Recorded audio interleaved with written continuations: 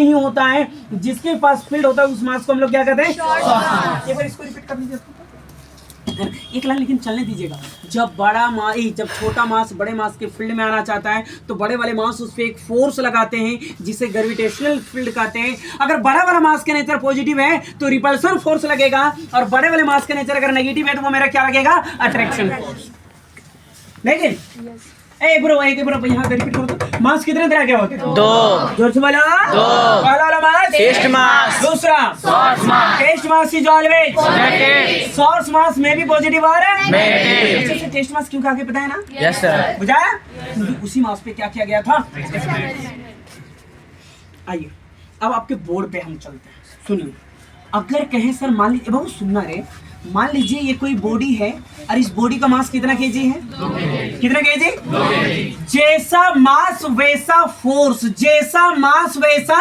एक बढ़िया चीज बताइए, सुन, जैसा मास वैसा फोर्स। सर क्या बताया कभी आपने? हाँ पता है, क्या नहीं पढ़ा है तो कभी कि मास बढ़ाने से फोर्स बढ़ता है और फोर्स के बढ़ने से दूरी घटता बढ़ा है, बताया थे? Yes sir. मास डिपेंड किस पे करता है? फोर्स पे।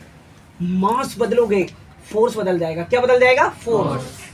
सर एक बात मुझे बताओ, क्या जिसे आप फोर्स कर रहे हो क्या मैं उसे फील्ड लाइंस कर सकता हूँ? बिल्कुल बिल्कुल, अभी मैंने तुरंत बताया था। सर उस फोर्स को फील्ड कैसे कहोगे? क्योंकि जिस डायरेक्शन में फोर्स का डायरेक्शन उसी डायरेक्शन में field.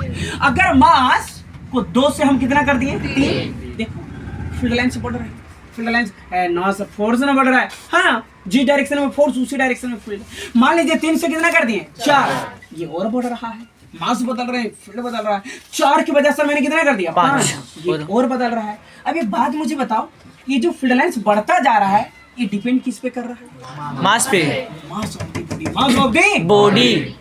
The size of gravitational field, the size of gravitational field depends upon mass of the body. Mass of the body. आपसे पूछेगा कि ग्रेविटेशनल फील्ड का साइज किस पे डिपेंड करता है? मास ऑफ द बॉडी पे। किस पे डिपेंड करता है? मास ऑफ द बॉडी पे। बुझाया? Yes sir.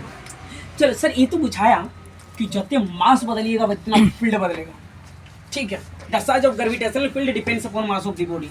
लेकिन सर बतिया है कि आप एक बढ़ाते जाइएगा तो ये तो बढ़ता जाएगा, बढ़ता जाएगा। कहाँ तक बढ़ेगा? तो इसको कह देंगे कि जितने मास बदलते रहिएगा तो ये बढ़ता जाएगा, यानी ग्रेविटेशनल फील्ड कहाँ तक एक्सटेंड हो सकता है? इन्फिनिटी। कहाँ तक हो सकता है? इनफिनाइट। जाया?